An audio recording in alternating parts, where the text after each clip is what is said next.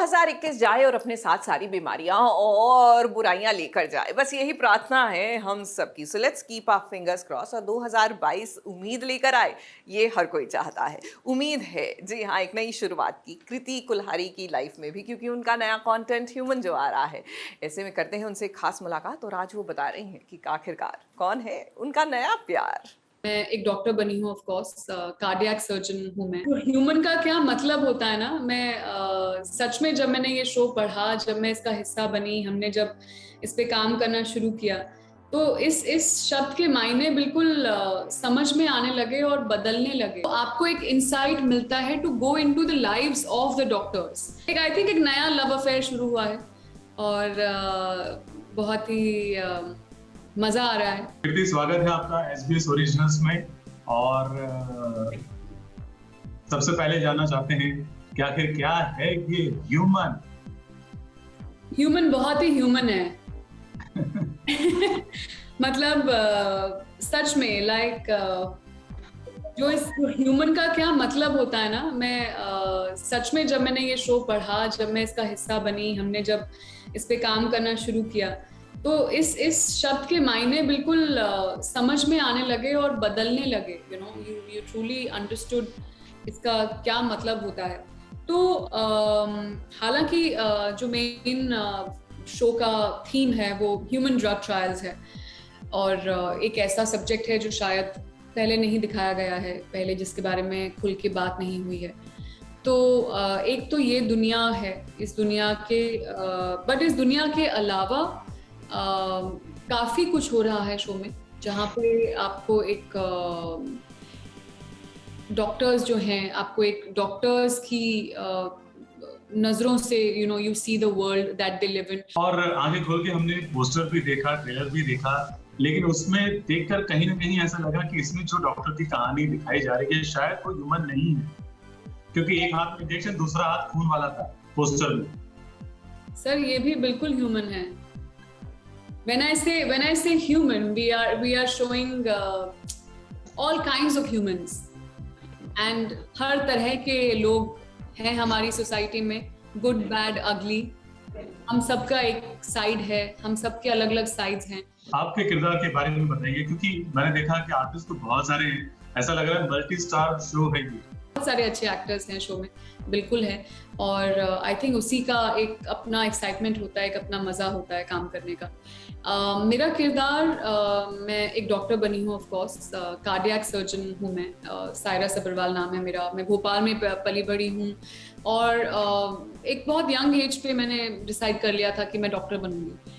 So she belongs to a lower middle class family in Bhopal, and she is, she's now at a point in life जहाँ उसने मतलब she's one of the better doctors in the industry, and उसको she's known for her work, and she's one of the she stands for the right things, in as a doctor, and at the same time अब Saira is somebody, जैसा मैंने कहा, she's human। मैंने अभी कुछ देर पहले आपके इंस्टाग्राम फोटोज और वीडियोस देखे। मैंने देखा आप बाइक पर बैठे हुए थे, बाइक की पूजा भी कर रहे थे।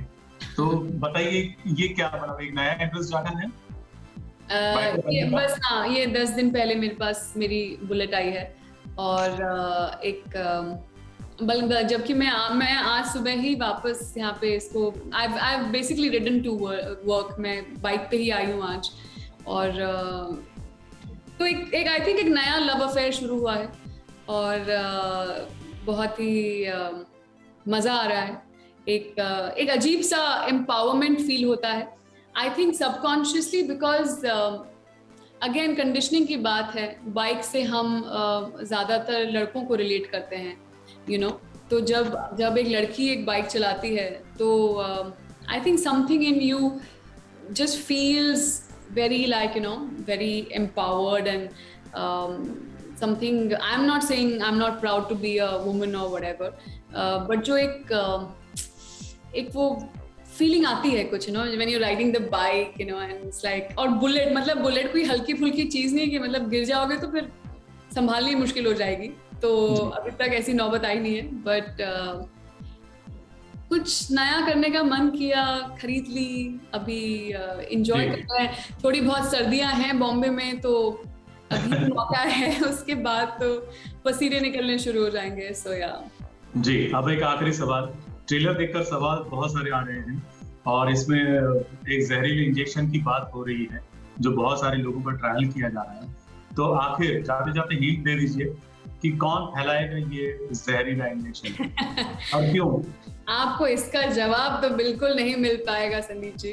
कोशिश अच्छी थी आपकी, लेकिन देखिए इसके लिए तो आपको शो ही देखना पड़ेगा, क्योंकि और उसी का मजा है। मतलब सब बता दूंगी तो फिर कहानी ही बता दूंगी मैं।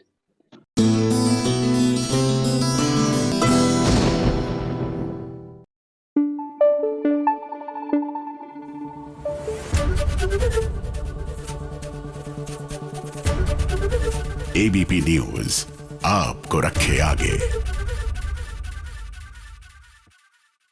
अच्छा, वो लोग जो कह रहे हैं क्या नया साल, वही कोरोना, वही रिस्ट्रिक्शंस, अरे बाबा वक्त दीजिए, वक्त के साथ सब ठीक हो जाता है, थोड़ा टाइम लगता है। तुम लोगों ने मुझे धोखा दिया है। अबे क्या धोखा कर रही है तू? तो ऐसे बात करी, मैं किसी और के साथ सेटिंग करके यहाँ काम करके बैठा था और तुमने आके रंगे हाथ पकड़ लिया। भाड़ में गया ये सब, और भाड़ में गया ये।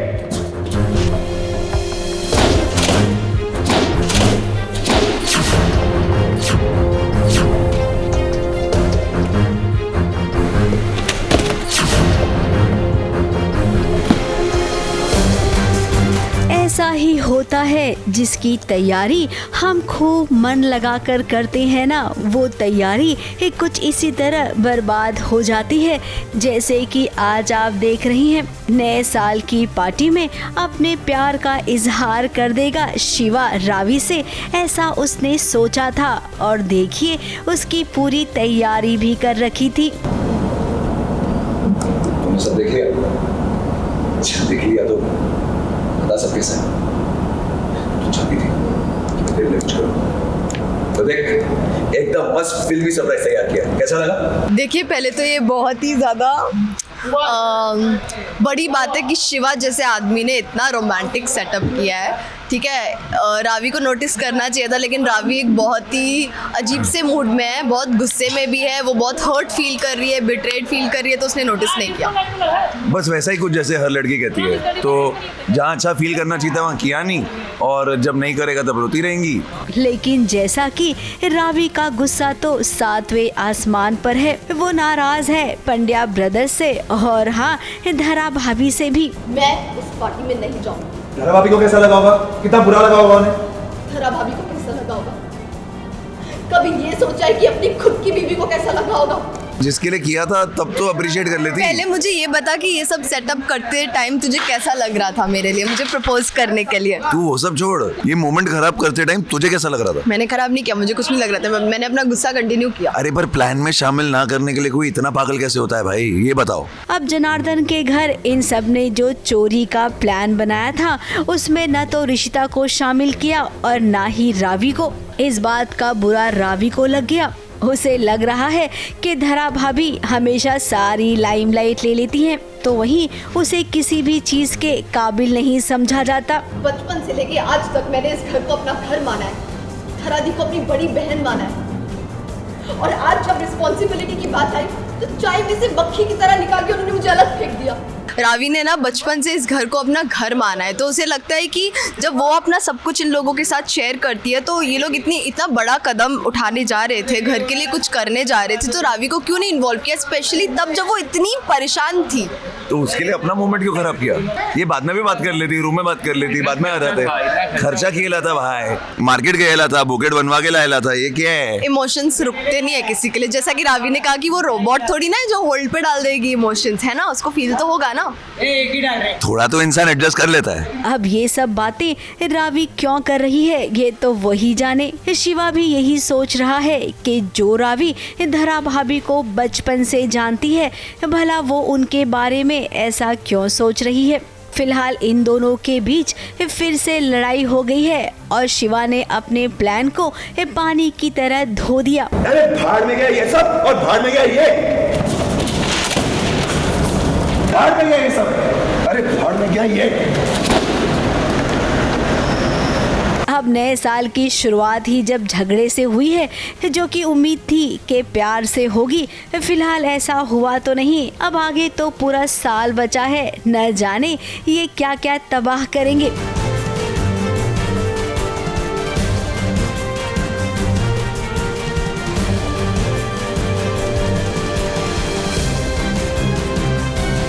मुंबई से कलीम सलमानी के साथ एबीपी न्यूज रिपोर्ट।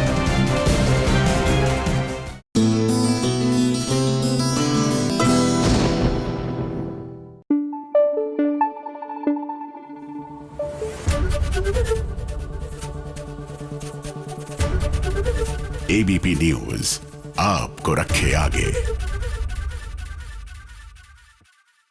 देखिए, ऐसे कहा जाता है और बचपन से हम सुनते आए हैं कि नव वर्ष में, नए साल में आपको सुबह सुबह उठना चाहिए, क्योंकि जब आप सुबह तड़के उठते हैं और किसी कार्य में लगते हैं तो वो कार्य सफल होता है। और यही नहीं, आने वाला साल भी आप उसी ऊर्जा के साथ आगे बढ़ाते हैं। तो बस हमारे जो सुधांशु पांडे हैं, यानी कि अनुपमा के वनराज, वो भी 2022 के पहले सूर्योदय के साथ देखिए निकल पड़े हैं एक नए सफर पर।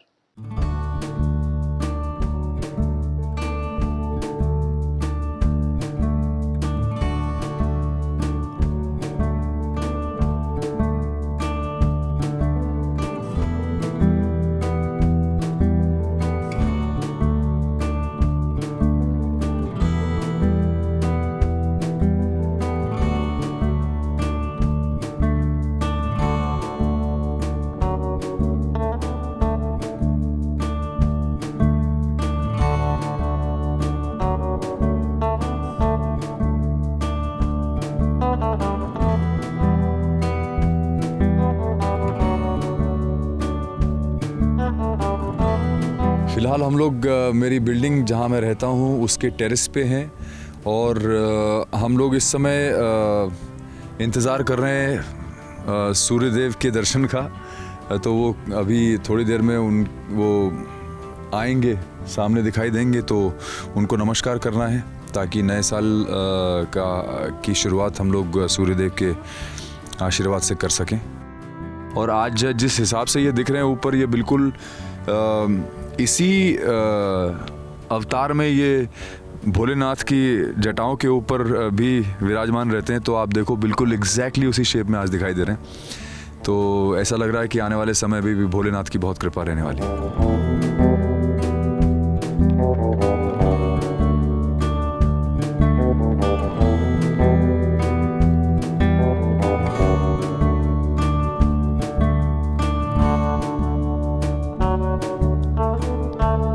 एक नए वर्ष की जो हुई है, शुरुआत हुई है आज। और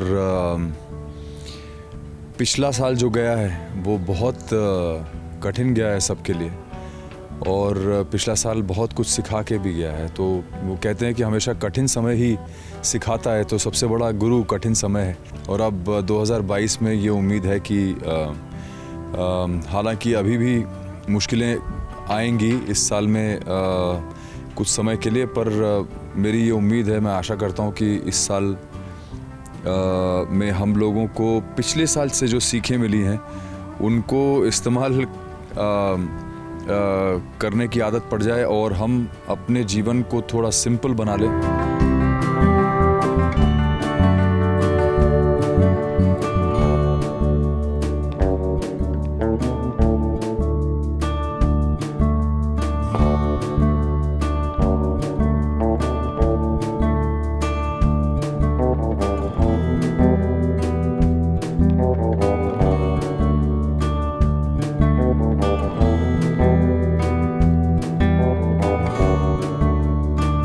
सूर्यदेव के दर्शन हो गए। आप देखें वहाँ पे बहुत ही प्यार से, धीरे से, सॉफ्टली वो निकल रहे हैं।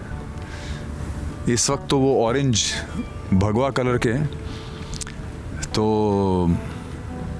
इससे ज़्यादा सुंदर दर्शन और क्या हो सकता है। ये मैंने national awards for Indian television campaign शुरू किया, और अब इस साल में, आने वाले साल में 2022 में महाकाल की कृपा से मैं ये कोशिश करूँगा कि बहुत जल्द से जल्द ऐसा कुछ अनाउंसमेंट आ जाए जिसमें सरकार ये कह दे कि हमने टेलीविज़न के लिए एक नेशनल अवार्ड का प्लेटफॉर्म क्रिएट कर दिया है, उसको मान्यता दे दी है, उसको वो रिस्पेक्ट मिल जाएगी जो वो हमारी इंडस्ट्री डिज़र्व करती है।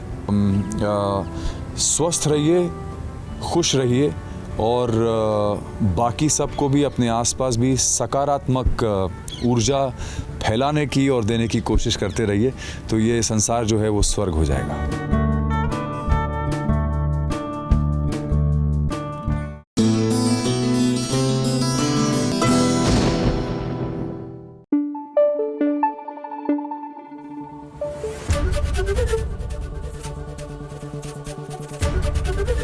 एबीपी न्यूज आपको रखे आगे। वैसे ये जो अंगूठी है ना, मतलब ये अंगूठी नहीं, अंगूठी इन जनरल भारतीय संस्कृति और श्रृंगार में इसकी बड़ी अहमियत है। जी हाँ, सिर्फ साज सज्जा का काम नहीं है, ये रिश्तों को मजबूत करती है। फिर चाहे वो शादी के बाद कंगना खुलाई की रस्म हो जहां अंगूठी ढूंढनी पड़ती है, या फिर शादी से पहले सगाई की रस्म हो। अब सगाई किसकी हो रही है? नए साल में अंगूठी साथ में सिलेक्ट करने निकले हैं आरोही और अभिमन्यु, लेकिन नैन मटक्का तो अभिमन्यु का अक्षरा के साथ ही चल रहा है। सीरियसली, इस नए साल में भी ना कुछ चीजें बदली नहीं है।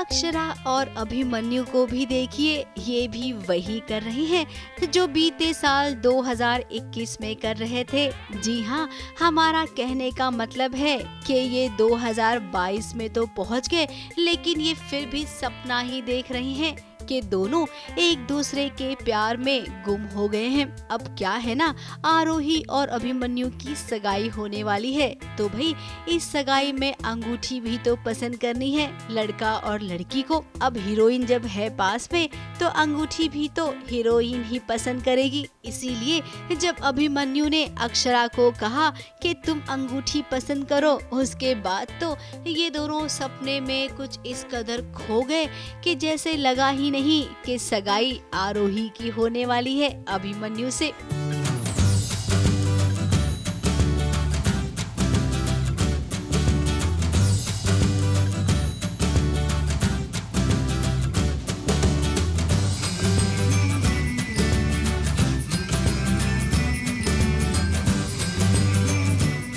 अब अंगूठी तो एक दूसरे के लिए ये दोनों ही पसंद कर रही हैं। क्या पता इस सगाई में भी कुछ ऐसा ट्विस्ट आ जाए कि आरोही के जगह अभिमन्यु अक्षरा को अंगूठी पहना दे।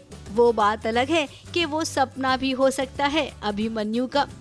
कि जितनी तकलीफ यहाँ हो रही है, कम से कम अकेले नहीं हो रही है, शेयर हो रही है तकलीफ।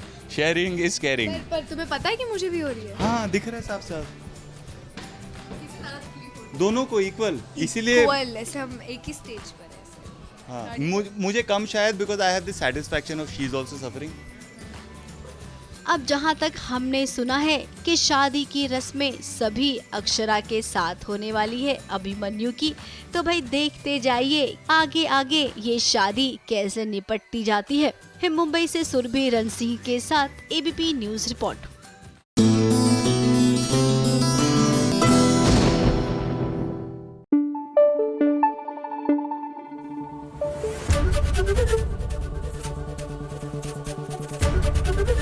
एबीपी न्यूज आपको रखे आगे।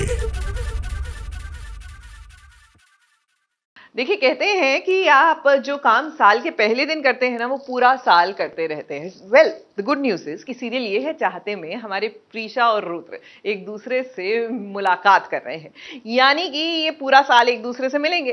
प्रॉब्लम ये है कि ये मुलाकात सपनों में हो रही है। Are you trying to tell me कि ये इन पर्सन मिलेंगे ही नहीं, सपनों में ही मिलते रहेंगे?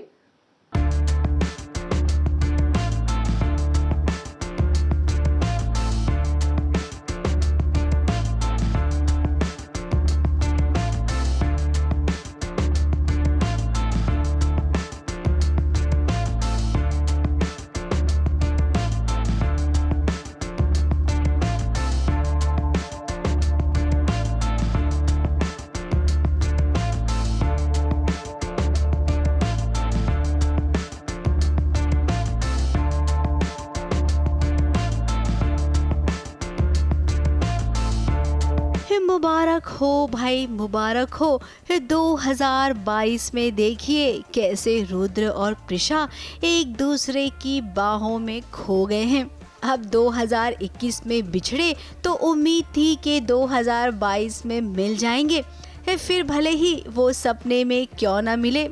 जी हाँ, ये 2022 का रुद्र का पहला सपना है, जहाँ पर वो वही सपना देख रहा है जो सपना वो 2021 में देखा करता था। अब भी क्या करे, उसकी लाइफ में केवल प्रिशा ही तो है जो मिलती तो है लेकिन बार बार बिछड़ भी जाती है। इसीलिए तो उसके ख्वाबों ख्यालों में प्रिशा ही दस्तक देती है।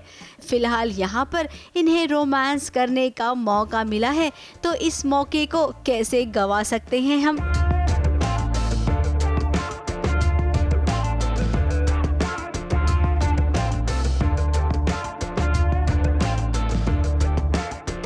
रुद्र और प्रिशा के साथ ही हम भी बने, और जब इन्हें हमारा साथ मिलता है तो भाई इनकी मस्ती अपने आप शुरू हो जाती है। ये डांस करने वाले इस सीन को इन्होंने एंजॉय भी किया, और हाँ, ये डांस के बाद पागलपंथी भी खूब हुई।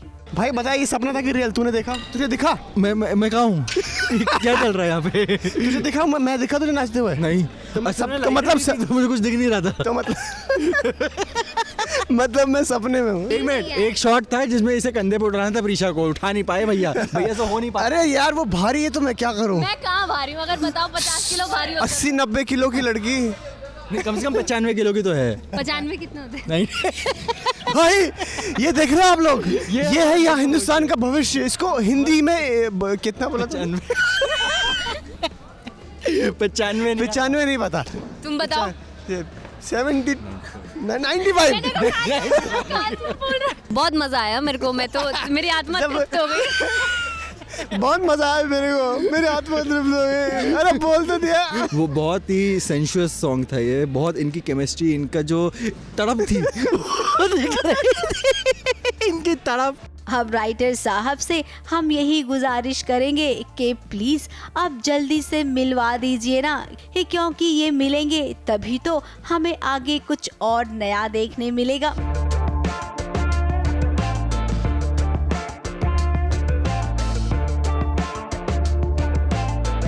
मुंबई से कैमरामैन सुजीत मिश्रा के साथ एबीपी न्यूज रिपोर्ट।